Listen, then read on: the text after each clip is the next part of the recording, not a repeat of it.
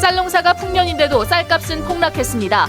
정부의 쌀 수입과 국내 소비 감소로 재고가 늘기 때문인데 농민들이 쌀 야적 시위에 나섰습니다.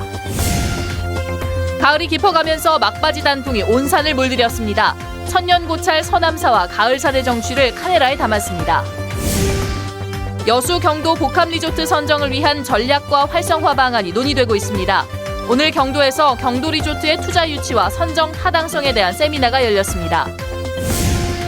오늘 목포와 전주에서 통합신당의 마중물로 기치를 내건 희망연대가 동시에 출범했습니다.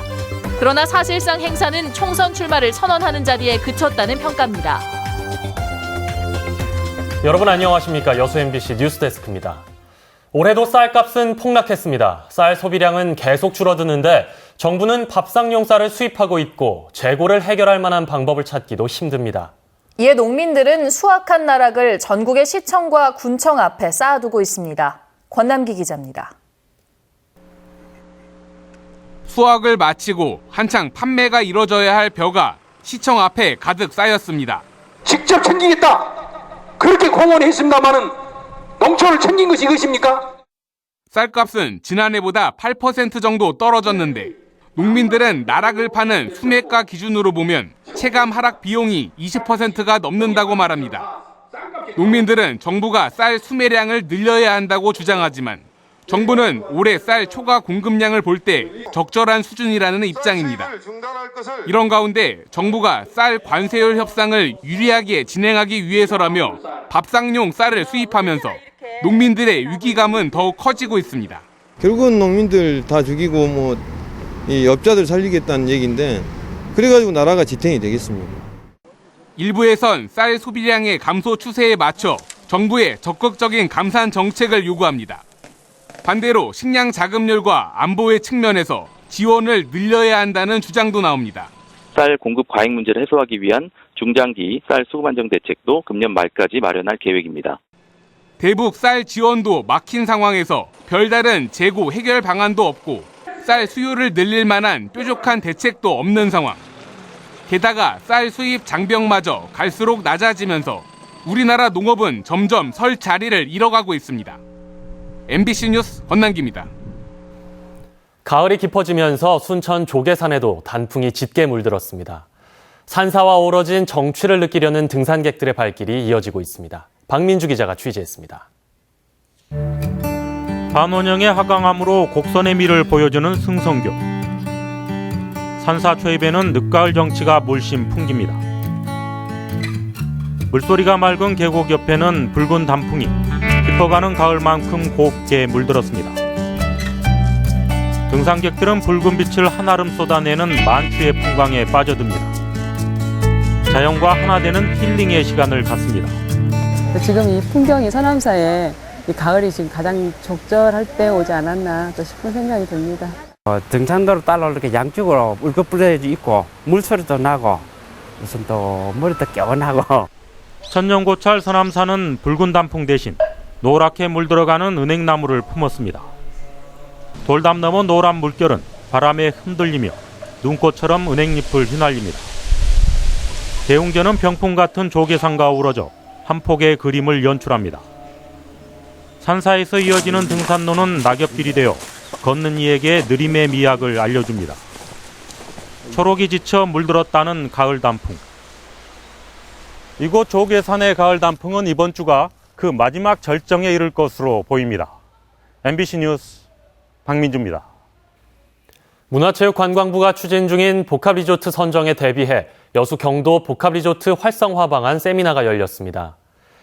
경도 리조트에서 여수시와 전라남도가 공동으로 주최한 이번 세미나에는 지역 주민과 시민사회단체 관계자 등 100여 명이 참석한 가운데 경도의 복합리조트 최종 선정을 위한 전략과 활성화 방안을 모색했습니다.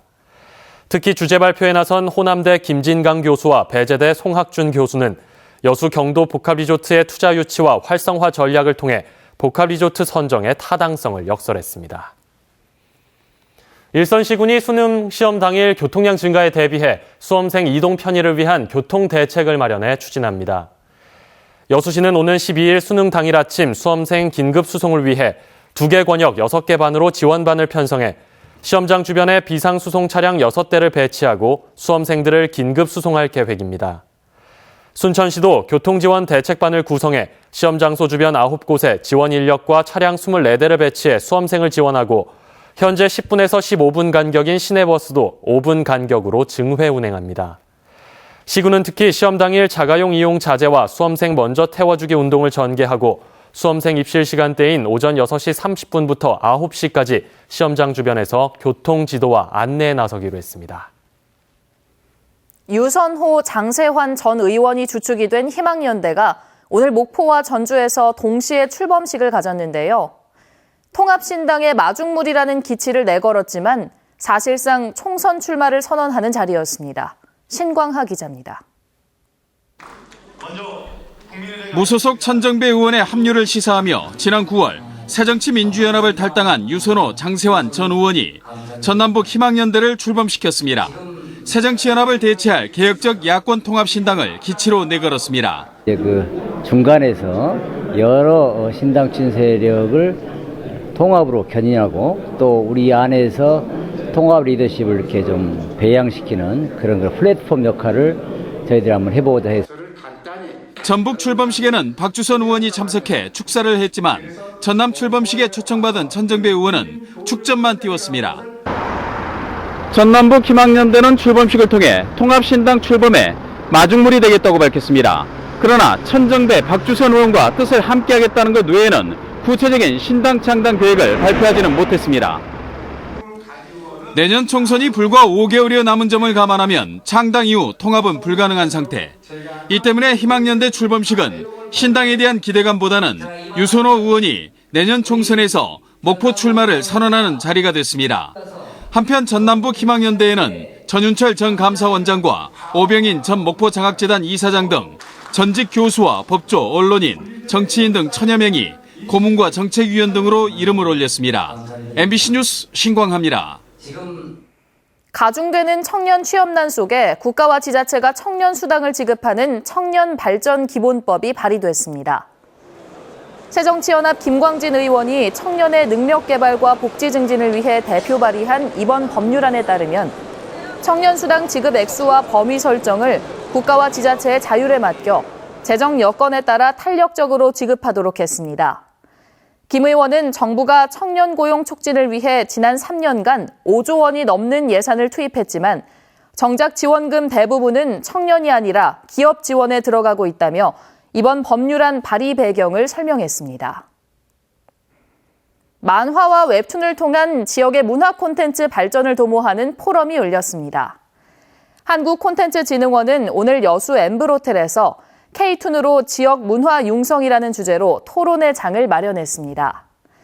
이번 포럼에는 만화가 허영만 작가와 한원석 건축가 등이 참석해 만화와 웹툰 시장을 통한 영화와 박람회 등 다양한 문화 콘텐츠 활용 방안을 토론했습니다.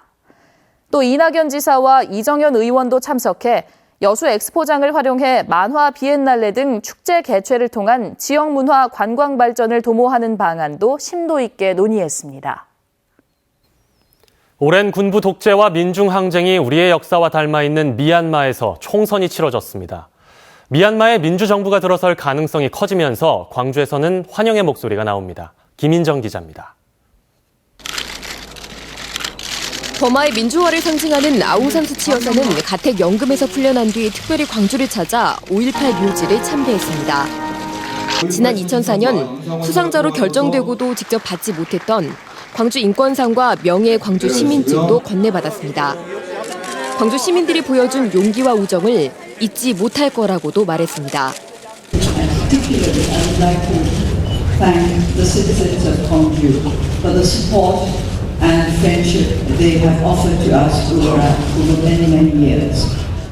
수치 여사가 아니라도 광주는 미얀마와 뗄 수 없는 관계에 있습니다. 1988년 양곤에서 일어난 민주화 시위는 80년 5.18의 영향을 받았습니다. 아시아 지역에 있어서 민주화 운동이라고 하는 건요. 어떻게 보면 광주가 일종의 교과서 같은 겁니다. 당시 민주화 운동에 앞장섰던 민꼬나이 씨는 2009년 광주 인권상 수상자이기도 합니다. 지난 2007년 미얀마 군부가 반정부 시위대를 유혈 진압했을 때도 광주의 시민사회는 80년 5월을 떠올리며 함께 아파했습니다. 동병상련의 동지애를 바탕으로 우정을 쌓아온 미얀마와 광주. 윤장현 광주시장은 시민을 대신해 아웅산 수치 여사에게 축하 서한을 보냈고 5.18 기념재단은 미얀마에 민주화의 새 지평이 열렸다며 축하 메시지를 발표했습니다. MBC 뉴스 김인정입니다. 광양시가 외국인 투자기업의 만족도 평가에서 최우수인 S등급을 받았습니다. 대한상공회의소가 전국 1,500여 개 외투기업을 상대로 한 기업 체감도 조사 결과 광양시가 경북 영천, 전북 군산과 함께 최우수인 S등급을 받았습니다. 광양시는 투자 의사가 있는 외투기업에 대해 전담 공무원을 배정해 상담부터 회사 설립, 공장 준공, 인력 채용까지 지원하는 등 다양한 유치 지원 제도를 구축해 운영하고 있습니다. 전라남도의 2015년 농정업무 종합평가에서 순천시가 대상을 수상했습니다. 전라남도는 농업정책과 친환경 농업 등 농림축산식품 분야 주요 시책 사업의 시군별 추진 실적을 종합평가해 순천시를 대상으로 선정했습니다. 순천시는 민간 주도 나무 심기로 산림청 녹색 도시로 평가받고 유기농 종합보험 가입률 49%, 축산농장 해썹 지정률 32%의 기록 등에서 높은 점수를 받았습니다. 자신이 담당한 성추행 사건의 피해 여성을 성폭행한 혐의로 긴급 체포된 경찰관이 사실상 무혐의 처분을 받았습니다. 전남지방경찰청은 강간 혐의로 긴급 체포된 순천경찰서 소속 47살 A 경위에 대해 불기소 의견으로 검찰에 송치했다고 밝혔습니다. 검찰은 피해자의 진술 가운데 일관성과 신빙성이 부족한 부분이 있고 혐의를 입증할 증거가 부족하다며 경찰에 혐의 없음으로 사건을 송치하도록 지시한 것으로 알려졌습니다. 관리 부실로 애물단지가 된 여수 선사유적공원이 새롭게 정비됩니다. 여수시는 올해 5천만 원을 들여 무선지구 선사유적공원의 일부 훼손된 움집을 철거하는 등 보수를 끝내고 장기적인 종합정비계획 수립을 위한 전문 용역도 발주했습니다. 여수시는 용역 결과가 나오는 대로 선사공원의 시민 쉼터 마련을 위한 수목식재와 야생화 단지 조성, 탐방로 정비 등을 통해 실질적인 시민공원으로 조성할 방침입니다. 지난 2002년 문을 연 선사유적공원은 그동안 관리 부실 등으로 모두 3차례 화재가 발생해 움집이 불에 타는 등 몸살을 앓고 있습니다. 청소년과 청년들이 표 한 장만 사면 닷새 동안 여수 지역 내 여객선을 이용할 수 있는 상품이 시범 운영됩니다. 여수지방해양수산청은 오는 20일부터 여수 지역 8개 항로를 만원 상당의 표 한 장으로 닷새 동안 자유로이 이용할 수 있는 여수 바다로 상품을 내년 2월까지 시범 운영할 방침이라고 밝혔습니다. 해당 표는 중학생부터 28살 청년까지만 이용할 수 있으며 이용객을 대상으로 한 안전체험 교육도 함께 진행될 예정입니다. 광양시가 지역 내 모든 어린이집에 고해상도 CCTV를 설치합니다. 광양시는 아동학대 방지와 영유아의 안전 등을 위해 다음 달까지 2억 원의 사업비를 들여 지역 내 152개소에 954대의 고해상도 CCTV를 설치한다고 밝혔습니다. CCTV는 보육실, 공동놀이실, 식당, 강당 등 영유아 보육법상 의무 설치 구역에 우선적으로 설치되며 어린이집 자체 비용으로 이미 설치한 어린이집도 HD급 고해상도 CCTV로 모두 교체됩니다.